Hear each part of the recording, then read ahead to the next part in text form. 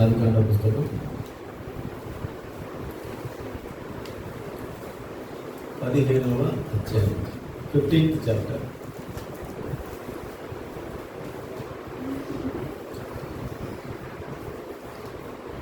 మొదటి వచనం నుండి 5 వచనాల వరకు చదువుకున్నాం. ఇవి జరిగిన తర్వాత యెహోవా వాక్యము అబ్రామునకు దర్శనమందు వచ్చి, అబ్రామా, భయపడకము, నేను నీకు కేడము, నీ బహుమానము అత్యధికమగునని చెప్పాను. అందుకు అబ్రాము, ప్రభు అయిన యెహోవా, నాకేమి ఇచ్చినా నేను సంతానం లేనివాడనై పోవుచున్నానే. దమస్కు ఎలియజరే నా ఇంటి ఆస్తికర్త అగును కదా.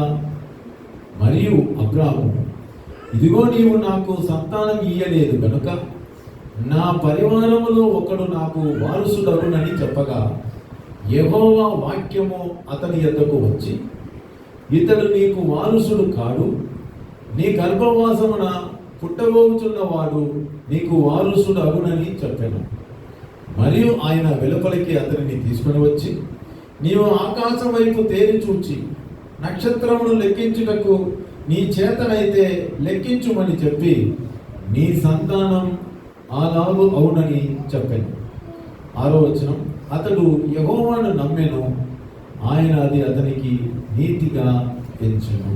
ఆమేన్, హల్లెలూయా. దేవుని బిడ్డలారా, మనం చూస్తున్నాం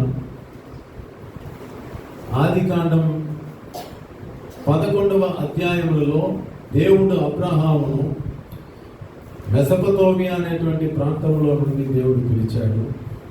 పిలువబడిన అబ్రహాం కానాను దేశంలోకి వచ్చారు. కానాను దేశంలో చేరినప్పుడు అబ్రహాముకు వయసు 75 ఏళ్ళు.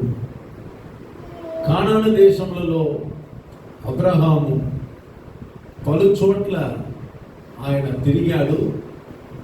చివరికి ఐగుప్తులో పోయి కొన్ని నెలలు అక్కడ ఉన్నాడు. ఆ ఐగుప్తులో ఉన్నప్పుడు చాలా ఇబ్బంది పడ్డాడు. ఆ తర్వాత మరలా కానాను దేశంలో అబ్రహాం వచ్చాడు. అబ్రహాం కానాను దేశంలో వచ్చినప్పుడు లోతు అబ్రహామును విడిచిపోయి వేరైపోయి, లోతు తన కుటుంబంతో కూడా సహా కలిసి సొదొమ గొమొర్రా ప్రాంతానికి పోయి చేరాడు. సొదొమ గొమొర్రా ప్రాంతానికి పోయి చేరిన లోతు అక్కడ ధనవంతుడుగా మారగా, మెసొపొతేమియాల నుంచి వచ్చిన రాజు గుమిగూడి వచ్చి లోతు కుటుంబమును, సొదొమ గొమొర్రా రాజులను వారందరినీ పట్టుకొని పోగా, ఆ విషయం తెలియగానే అబ్రహాం తన తమ్ముడైన లోతు చెరపట్టబడ్డాడని విని తన ఇంటిలో అలవరించబడిన 318 మంది సైన్య బలముతో కూడా, పని మనుషులతో కూడా వారిని తరుముకుంటూ పోయి తన తమ్ముడైన లోతు కుటుంబాన్ని సంరక్షించి సొదొమ గొమొర్రా రాజులను కూడా విడిపించి అబ్రహాం జయప్రదంగా వస్తుండగా, మార్గములలో సీయోను ప్రాంతం అనగా షాలేము దేశమునకు రాజు అయిన మెల్కీసెదెకు రొట్టెను ద్రాక్షరసమును చేతిలో తీసుకుని వచ్చాడు. జయశాలిగా వస్తున్న అబ్రహామును ఎదుర్కొని పోయి రొట్టె ద్రాక్షరసమును మెల్కీసెదెకు అనే ఆ రాజు అబ్రహామునకు ఇచ్చాడు. అబ్రహామును మెల్కీసెదెకు అనేటువంటి ఆ రాజు ఆశీర్వదించాడు. బదులుగా అబ్రాము అతనికి తనకు కలిగిన వాటి అన్నింటిలో నుండి 10వ వంతు ఇచ్చాడని మనం చూసాం. ఆ సొదొమ రాజు అబ్రహాముతో అన్నాడు, నీ దగ్గర ఉన్న మనుషులను నాకు ఇచ్చే, నా దగ్గర ఉన్న ఆస్తిని నువ్వు తీసుకోవడము అని. కానీ అబ్రహాం ఆ సొదొమ రాజు దగ్గర ఈ విధంగా చెప్తున్నాడు, తన హస్తమును ఆకాశం వైపు ఎత్తి, ఆ యొక్క ఎల్ ఎలియోన్ దేవుని నామము స్తుతింపబడును గాక, నేనే అబ్రాహామును ధనవంతునిగా చేసిదేవని నువ్వు చెప్పకుండానట్లు నీ దగ్గర ఉన్న ఒక నూలు పోగైనను సరే, చెప్పుల వారైనను సరే, నీ వాటిలో ఏదైనను తీసుకొనని ఆకాశమునకును భూమికి సృష్టికర్తయను సర్వోన్నతులను దేవుడునైన యెహోవా ఎదుట నా చెయ్యెత్తి ప్రమాణం చేస్తున్నాను అన్నాడు. హల్లెలూయా. అబ్రహాము విశ్వాసములలో బలము పొందుతూ ఉన్నాడు. దేవుని బిడ్డలారా, అబ్రహాము జీవితమును మనము చూసుకుంటూ వస్తుండగా అబ్రహాము విశ్వాసములో బలము పొందుతూ ఉన్నాడు. 15వ అధ్యాయములలో దేవుడు అబ్రహాముతో మాట్లాడుతున్నాడు. ఒక దినమున అబ్రహాము గుడారంలో ఉండగా బైబిల్ చెబుతుంది, ఇవి జరిగిన తర్వాత యెహోవా వాక్యము అబ్రహామునకు దర్శనమున వచ్చింది. ఆ దర్శనంలో దేవుడు అబ్రహాముతో ఏమన్నాడు? అబ్రహామా, భయపడకము, నేను నీకు కేడము, ఐఎమ్ యువర్ షీల్డ్, నీ బహుమానము అత్యధికమగునని దేవుడు అబ్రహాముతో చెప్పాడు. ఇది చాలా ప్రధానమైనటువంటి ఒక విషయం. అబ్రహామా, భయపడకము, నేను నీకు కేడమును, నీ బహుమానము అత్యధికమగును. ఈ మాటకు అబ్రహాము ఉప్పొంగిపోయి ఉండాలి. అబ్రహాము దేవునిని స్తుతించి ఉండాలి, లేదా ఒక బలిపీఠమును కట్టి దేవునికి దహన బలి అర్పించి ఉండాలి, స్తుతించి ఉండాలి, మహిమపరిచి ఉండాలి. కానీ అబ్రహాముకు ఏమాత్రం ఉత్సాహం లేదు, ఉజ్జీవం లేదు. దేవుడి ఈ మాట అన్నందుకు అబ్రహాం యొక్క రిప్లై ఏం తెలుసా? అబ్రహాం యొక్క బదులు మాట ఏం తెలుసా? ప్రభు అయిన యెహోవా నాకు ఏమి ఇచ్చినా లేదు. అయ్యో పాపం. అబ్రహాము నిరుత్సాహంతో ఈ మాట అంటున్నాడు. దేవుడి సంగమా, దేవుడి బిడ్డలారా, ఇది వరకు పిలిచిన దేవుడు అబ్రహామును ఏ విధంగా నడిపించాడో దానికి అబ్రహాం ఏమాత్రం ఆనందించరా. అబ్రహాముకి ఏదో ఒక చింత ఉంది, అబ్రహాముకి ఏదో జీవితంలో ఒక అసంతృప్తి ఉంది, అసౌకర్యం ఉంది. అబ్రహాం అంటున్నాడు, ప్రభు అయిన యెహోవా. ఈ మాట బైబిల్లో ఫస్ట్ టైం వస్తుంది, ప్రభు అయిన యెహోవా. ఆ మాటకు అర్థం ఏమిటంటే, ప్రభువైన అని అంటే హెబ్రీ భాషలో అదోనాయ్. యెహోవా మనకు తెలుసు, ఇంతకు ముందే యెహోవా అన్న పదం వచ్చింది. యాహువే, ప్రభువు అన్న మాట అబ్రహాము నోటిలో నుండి రావడం కొత్తది. అబ్రహాం తను పిలిచిన దేవుడికి ఒక పేరు పెడుతున్నాడు. ఏమిటంటే అదోనాయ్ అని. అదోనాయ్ యాహువే అని అంటున్నాడు. అదోనాయ్ యాహువే. చెప్పండి కూడా, అదోనాయ్ యాహువే. అదోనాయ్ అంటే అర్థం ఏమిటంటే లార్డ్ అని అర్థం. ఇంగ్లీష్లో క్యాపిటల్ LORD, లార్డ్. తెలుగులో యజమానుడు, ఇంగ్లీష్లో మాస్టర్. లార్డ్ అంటే మాస్టర్ అనే అర్థంతో వస్తుంది. మీరు పాత నిబంధన గ్రంథములలో ఇక్కడ నుంచి మీరు చూసినట్లయితే ఓల్డ్ టెస్టమెంట్లో కంప్లీట్గా 39 పుస్తకములలో టోటలీ 340 టైమ్స్ వస్తుంది. పాత నిబంధన గ్రంథంలో మాత్రం అదోనాయ్ అనే పేరు 340 సార్లు వస్తుంది. అంటే ఈ పదము ఎంత విలువైన పదము మనం గమనించాలి. అదోనాయ్ అన్న ఆ యొక్క పేరులో యజమానుడు అన్న ఒక మాట ఉంది. అంటే దేవుడు అంటున్నాడు, దేవుడు పరమ యజమానుడు అబ్రహాం కన్ఫెస్ చేస్తున్నాడు. అబ్రహాము తన నోరు తెరచి దేవుడిని నా యజమానుడా అంటున్నాడు. ఆ యజమానుడైన దేవుడు అంటున్నాడు, భయపడకము అబ్రహాము, నేను నీకు కేడము, నీ బహుమానము అత్యధికమగునని చెప్తా ఉంటే అసంతృప్తితో ఉన్నాడు అబ్రహాం. పేరుకు మాత్రమే పిలిచిన దేవుడిని యజమానుని అంటున్నాడే కానీ అబ్రహాము ఎంత మాత్రం ఏం చేయడం లేదు, సంతోషించట్లేదు. నాకేమి ఇచ్చినా ఏమి అంటున్నాడు, కంప్లీట్లీ డిసప్పాయింట్మెంట్. అబ్రహాముకు ఉత్సాహం రావట్లేదు. కారణం ఏమిటో తెలుసా? నేను సంతానం లేని వాడనైపోతున్నానే. నేను సంపాదించిన, అనగా నీవు ఇచ్చిన ఈ ఆస్తి, నేను సంపాదించిన ఈ ధనము, నాకున్నటువంటి జంతువులు, ఇవన్నీ నీవు ఇచ్చినా ఇవ్వకపోయినా ఏమిటి, నాకు ఇవన్నీ అనుభవించడానికి వారసత్వం లేదే, సంతానము లేదే, నేను సంతానము లేని వాడినై పోవచ్చున్నానే. రేపు నేను కన్ను మూస్తే ఈ ఆస్తికి సొంతమైన వాడు ఎవరు కాదు, దమస్కు ఊరుకు చెందినటువంటి నా ఇంటి పెద్ద దాసుడైన ఎలియేజరే వీటన్నిటిని అనుభవిస్తాడు కదా, నా ఇంటి ఆస్తికర్త ఇతనే కదా అని చెప్పి డిసప్పాయింట్మెంట్తో చెప్తాను.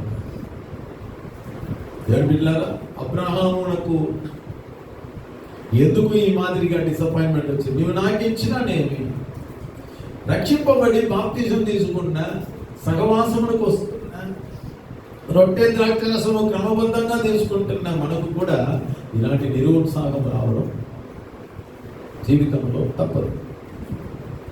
మనకు అన్నీ ఉన్నా కానీ మనం ఎట్లా ఉంటాము? దేవుడి సన్నిధానంలో దేవుడిని సంతోషంగా స్తుతించలేము, ఆరాధనకు సరిగ్గా రాలేము, కేర్లెస్గా రావడం. దేవుని మందిరంలో కూర్చున్నా మనం ఏదో ఒక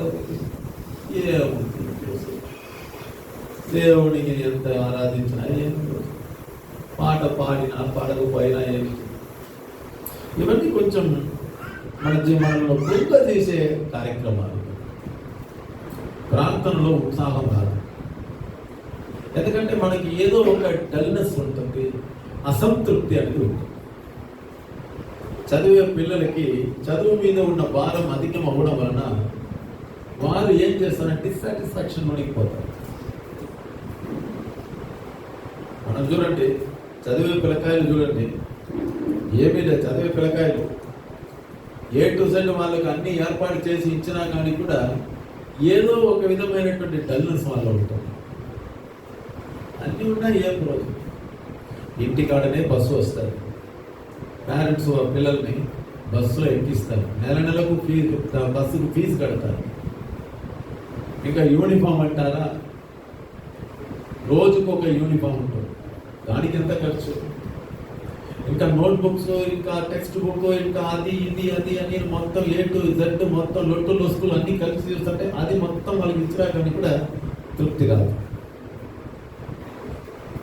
ఏదో ఒక విధమైనటువంటి నిరుత్సాహం మనకు ఉన్నప్పుడు దేవుడు మనకిచ్చిన వాగ్దానం గొప్పగా అనిపించదు. ప్రతి ఆదివారం మనకు గ్రూప్లో వాగ్దానం వేసేటప్పుడు చాలా మంది ఆ వాగ్దానం మనకు ఏదో ఒక ఆమెను పెట్టేయాలని బలవంతంతో పెడుతున్నారే కానీ గ్రహించడమో, ఆ వాక్యాన్ని ధ్యానించడమో, అసలు ఆ వాక్యము హెచ్చరికనా, లేదా ఆ వాక్యము మనకు సంబంధించినదా, లేదా ఆ వాక్యము స్టేట్మెంటా, పోనీ అది వేరే విధమైన వాగ్దానమా, లేదా వాగ్దానంతో కూడిన హెచ్చరికనా, లేదా అది ఎటువంటిది అనేది ఎవరు గమనించట్లే. కొంతమంది దాన్ని డౌన్లోడ్ అవ్వడానికి ముందే ఊరికే ఒక స్తోత్రం వేసేస్తారు, ఊరికే ఒక ప్రైజ్ లేదా ఒక ఆమెను వేసేస్తూ ఉంటారు. నాకు బాగా తెలుసు, అది ఒక డ్యూటీ లాగా వాళ్ళు అది ఓపెన్ చేయడమే లేదు. కొంతమంది అది ఓపెన్ చేయట్లేదు. కారణం ఏమిటంటే డల్నెస్. నీవేమి ఇచ్చినా ఏమిటి, రోజు 360 దినాలు మనకు వాగ్దానం వస్తుంది కదా. హాస్టల్ పని మీద వేస్తానే ఉంటాడు, అది ఆయన పని. మనం ఒక ఆమెను వేసేస్తే అయిపోతుంది. అసలు ఆ వాక్యము, ఆ రెఫరెన్స్ అని మనలో అనేక మంది చూడటమే లేదు. 10 గంటలకు చూసే వాళ్ళు ఉన్నారు, వారు తెలివైన వాళ్ళు. కొంతమంది ఇంకా నయం 12 గంటలకు చూస్తారు, మధ్యాహ్నం భోజనానికి అప్పుడు ఓపెన్ చేసి ప్రైజ్ అలా అంటే వాళ్ళకు భయంకర బిజీ వాళ్ళు. ఇంకా కొందరు ఏమిటంటే వారికి ఏదైనా వాక్యము మంచిగా ఉన్నట్లయితే గంభీరంగా వస్తుంది, హల్లెలూయా, ప్రైజ్ ది లార్డ్, స్తోత్రం అది ఎప్పుడో ఏ వాక్యానికి వస్తుంది? వారికి బాగా నచ్చిన వాక్యం అయితే మిగతా వాక్యానికి అంత స్తోత్రం ఉంటుంది, ఏముండదు, ఊరికే ఒక ఆమె. నిరుత్సాహం తప్పదు. వాక్యమును వేస్తున్న నాకైనా సరే, వాక్యమును చదివే మీకైనా సరే ఉత్సాహం ఉందా అని మనం చూసుకోవాలి. దేవుడు అదే విధంగా చెప్తున్నాడు. అబ్రాహ్మ 15వ అధ్యాయంలో అబ్రాహ్ముతో దేవుడు ఎన్కౌంటర్ అవుతున్నాడు. అబ్రాహ్ముతో జీవం గల దేవుడు మాట్లాడుతున్నాడు. ఇంతవరకు అబ్రాహాం జీవితంలో దేవుడు నిబంధన చేయట్లేదు. సరిగా నేను చెప్పేది? 12వ అధ్యాయంలో నిబంధన చేసినాడా? మీరు ఇప్పటికే ధ్యానం చేసి ఉంటే మీకు తెలియాలి. 12వ అధ్యాయంలో నిబంధన చేయలేదు, 11వ అధ్యాయంలో నిబంధన చేయలేదు. నోవాహుతో దేవుడు నిబంధన చేశాడు. హల్లెలూయా. ఏదెను తోటలో దేవుడు నిబంధన చేశాడు. అబ్రాహాముతో దేవుడు ఇది వరకు నిబంధన చేయట్లా. కానీ ఈ 15వ అధ్యాయములలో నిబంధన చేయవలసిన సమయం ఆసన్నమైనది. అబ్రాహాము యొక్క విశ్వాస జీవితంలో కొంత దూరం వచ్చినాడు. ఇప్పుడు దేవుడు, ఆ అదోనాయి దేవుడు అబ్రాహాము చెప్పినట్టుగా, ప్రభువైన యెహోవా నీకు స్తుతి కలుగును గాక, భూమి ఆకాశములను సృష్టించిన దేవా నీకు స్తోత్రం కలుగును గాక అని చెప్పవలసిన వాడివి. ఇప్పుడు ఏమంటున్నాడు? నాకేమిచ్చినా ఏమి, నేను సంతానం లేని వాడినైపోతున్నానే. దమస్కు ఎలియేజరు నా ఇంటి ఆస్తికర్త అగును కదా. ఇది అనవసరమైన మాట. దేవుడు చెప్పింది ఏమిటి, వీడు చెప్పింది ఏమిటి? కొన్నిసార్లు దేవుడిని గణపరచవలసిన మనము గణపరచకుండా దేవుని దగ్గర మన అసంతృప్తిని, మన డిసప్పాయింట్మెంట్ను, నిరుత్సాహమును, మన యొక్క నెగటివ్ పాయింట్స్ను దేవుని ముందర చెప్పుకొని అలిగిపోతా ఉంటాం. సేమ్ అబ్రహాం కూడా అంతే చేశాడు. నీవు నాకు ఏమిచ్చినానేమి, నేను సంతానం లేని వాడిని పోచున్నానే. నా ఆస్తికి ఈ ఎలియేజరే ఆస్తికర్త, పవర్ ఆఫ్ అటార్నీ. ఒక యజమానుడు ఉన్నాడు అనుకోండి, వాడు లేని సమయమున ఆ యజమానుడు ఆ పవర్ ఆఫ్ అటార్నీ, అధికార బలాన్ని అతను నమ్మకమైన దాసునికి ఇస్తాడు. ఇది పెద్ద పెద్ద ఆఫీస్లో ఉంటుంది. ఇప్పుడు పాకాల సహవాసమునకు నేను పాస్టర్గా ఉన్నా, ఈ పరిచర్యకు నేను ప్రెసిడెంట్గా ఉన్నా. మరి ఈ పరిచర్యలో నేను కనుక లేదు అనుకోండి, పవర్ ఆఫ్ అటార్నీ ఎవరికి పోతుందంటే నా భార్యకు పోతుంది, పాస్టర్ అమ్మకి పోతుంది. నెక్స్ట్ పవర్ ఆఫ్ అటార్నీ ఆమెకు పోతుంది. అంటే నేను లేని సందర్భములలో అధికార బలం ఆవిడ గారికి వస్తుంది. అప్పుడు పాస్టర్ అమ్మ ఏం చేస్తారంటే అధికార బలమును తీసుకొని సహవాసమును, పరిచర్యలో ఉన్న ప్రతి కార్యములను తీర్మానం తీయడము, నడిపించడము వారు చేస్తూ ఉంటారు. ఇప్పుడు పాస్టరు లేదు, పాస్టర్ అమ్మ కూడా లేదు. నెక్స్ట్ ఎవరు? ఈ సహవాసను నడిపించే పవర్ ఆఫ్ అటార్నీ, ఆ యొక్క సహవాసమును పరిచర్యను నడిపించే ఒక అధికార బలం ఉన్న వ్యక్తి ఎవరనేది మేము నామినేట్ చేయాలి.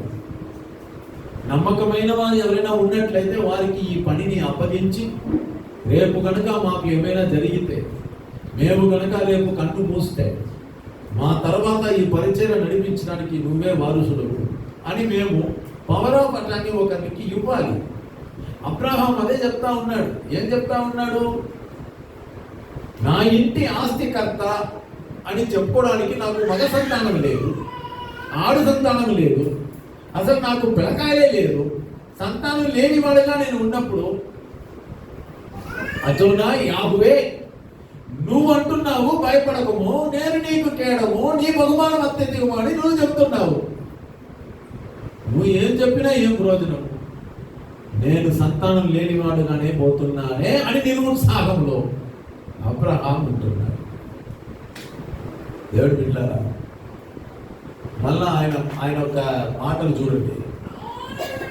3వ వచనం 4వ వచనం. మరియు అబ్రాము, ఇదిగో నీవు నాకు సంతానం ఇయ్యలేదు గనుక నా పరివారములో ఒకడు నాకు వారసుడగునని చెప్పగా, ఏమంటున్నాడు? నీవు నాకు సంతానం ఇయ్యలేదు అని డైరెక్ట్ గా క్వశ్చన్ అడుగుతున్నాడు. దేవుడినే టార్గెట్ చేస్తున్నాడు. నీవు నాకు సంతానం ఇయ్యలేదు, నాకు అన్యాయం ఇండైరెక్ట్ గా నువ్వు నాకు అన్యాయం చేశావని. నేను నీకు కేడమును అంటున్నావే, నాకు సంతానం ఇచ్చినావా? సుధాన్ బిడ్డలారా, ఏదో ఒక సందర్భంలో విశ్వాసులమైన మనము కూడా జరగలేని దానిని మనసులో పెట్టుకొని మనము ఎక్కడ నష్టమైపోయామో అది మనసులో పెట్టుకొని, ఎక్కడ మనకు అసంతృప్తి ఉందో అది మన మనసులో పెట్టుకొని జీవము గల దేవుడిని మనం టార్గెట్ చేస్తూ ఉంటాం. ప్రార్థన అదే చేశాడు అబ్రాహాము. నాకేమి ఇచ్చినా నేమి, నీవు నాకు సంతానం ఇయ్యలేదు, నా పరివారంలో ఒకడు నాకు వారసుడవుతాడే, ఆ దమస్కు ఎలియేజరే నా ఇంటి ఆస్తికర్తగా అవుతాడే అని ఈయన బాధ. అది ఆయన అవిశ్వాస మాట. పిలిచిన దేవుడు మోసం చేస్తాడండి? చెప్పండి. పిలిచిన దేవుడు మోసం చేస్తాడా? అదెట్లా చేస్తాడు? ఆయన మోసం చేయడు. హల్లెలూయా. ఆయన మోసం చెయ్యడు. ఆయన ఎందుకు మోసం చేస్తాడు? మనం మోసం చేయడానికి ఆయన మనుషులా ఏమి? పిలిచిన దేవుడు నమ్మదగిన దేవుడు. ఆమేన్. హల్లెలూయా. పిలిచిన దేవుడు నమ్మదగిన దేవుడు. దేవుడి బిడ్డలారా, మర్చిపోతుంది. మోసం చేయడానికి దేవునికి మనుష్య స్వభావం కాదు, ఆయన దైవ స్వభావం కలిగిన వ్యక్తి. అబ్రహాముకి ఇంకా కొంచెం టైం పట్టాలి దేవుణ్ణి తెలుసుకోవడానికి. ఆయనకి ఇంకా టైం ఉంది. కానీ ఈ మాటలతో దేవుడు బాధపడ్డాడంటే కాదు. అబ్రహామునకు ఎలాగైనా విశ్వాసం అనే విత్తనమును విత్తేసి అబ్రహామునకు హృదయములలో నిరీక్షణను కలగజేసి తన మీద అపారమైన నమ్మకం కలిగించడానికి దేవుడు ప్రయత్నం చేస్తూ ఉన్నాడు. అందుకని అబ్రహాం మాటలను దేవుడు తప్పుగా అనుకోలేదు. కరెక్టే. అబ్రహాము నిరుత్సాహముతో చెప్పే మాటలను దేవుడు అంగీకరిస్తున్నాడు. అవును, నీకు నేను సంతానం ఇయ్యలేదు, అదే కదా నీ బాధ. నీ పరిమాణంలో ఎవరో ఒకడు నీకు వారసుడవుతాడన్న కదా బాధ. నువ్వు చెప్తున్న దమస్కు ఎలియేజరే కదా నీకు నీ తరువాత అన్ని తీసుకుపోతున్న బాధ. ఎస్, నేను అంగీకరిస్తాను. కానీ ఒకటి మాత్రం నేను అంగీకరించను. 4వ వచనంలో దేవుడు అన్నాడు, చూడండి, యెహోవా వాక్యము అతని యొద్దకు వచ్చి, ఇతడు నీకు వారసుడు కాదు. అంటే ఎలా చెప్పండి? దేవుడు ఏమన్నాడు? ఇతడు, నువ్వు ఎవరో చెప్పినానే అతడు దేవుడు అంటున్నాడు, ఇతడు వారసుడు కాడు. నువ్వు చెప్పే అతడు ఇంటికి వారసుడు అవుతాడు కదా నీ బాధ. ఆ అతడు గురించి నువ్వు వరి అవ్వద్దు, వాడు నీకు వారసుడు కాడు. చూడండి, 4వ వచనములో ఇతడు నీకు వారసుడు కాడు, ఇతడు నీకు వారసుడు కాడు, నీ గర్భవాసమున పుట్టబోచున్న వాడు నీకు వారసుడు అగుడని దేవుడు చెప్తా ఉన్నాడు. Praise the Lord. Hallelujah, hallelujah. 3వ వచనంలో అబ్రహాం అంటున్నాడు, ఒకడు నాకు వారసుడగును నా పరివారములో, అంటే నా ఇంటిలో ఎవరో ఒకడు ముఖముఖం తెలియని వాడు నాకు వారసుడు అవుతాడు అని ఆ దేవుడితో కూడా అంటా ఉంటే దేవుడు అంటున్నాడు, నువ్వు చెప్పే అతడు ఆ ఇతడు నీ వారసుడు కాడు. దేవుడు అంటున్నాడు. చెప్పే దేవుడు నమ్మకమైన దేవుడు. హల్లెలూయా. సో అదోనాయి దేవుడు అబ్రహాంతో మాట్లాడతారు. ఇప్పుడు దేవుడు ఏం చెప్తున్నాడు? గూడారంలో ఉన్న అబ్రహాముకి ఇంకా కొంచెం వివరంగా చెప్పాలని ఆశిస్తూ ఉన్నాడు. ఏమిటి ఇంకా వివరముగా ఆయన చెప్పేది? దేవుని బిడ్డ, గూడారంలో ఉన్న అబ్రహామును దేవుడు బయటికి రమ్మంటాడు. 5వ వచనంలో చూడండి.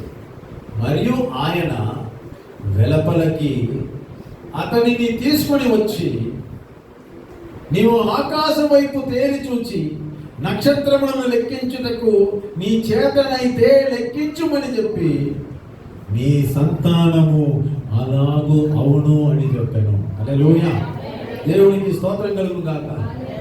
ప్రియ దేవుని సంగమా, దేవుని బిడ్డలారా, ఈరోజు ఆదివారం వస్తున్న మిమ్మల్ని దేవుడు అంటున్నాడు, నీ చేతనైతే లెక్కించుమని, నీ చేతనైతే లెక్కించుమని.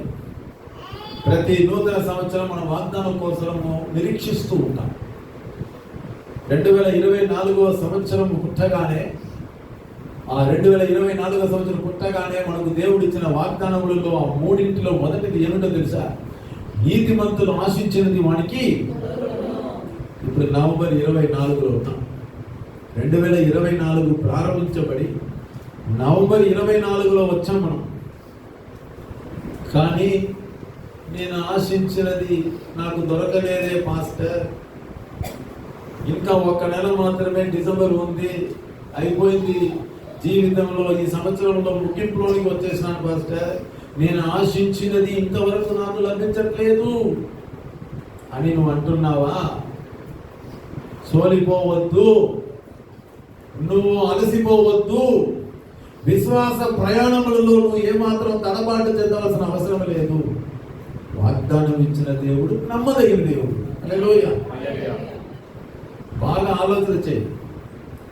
నీవు ఏది ఆశించినావో అది ఉంది. హల్లెలూయా. కాస్త టైం పడుతుంది.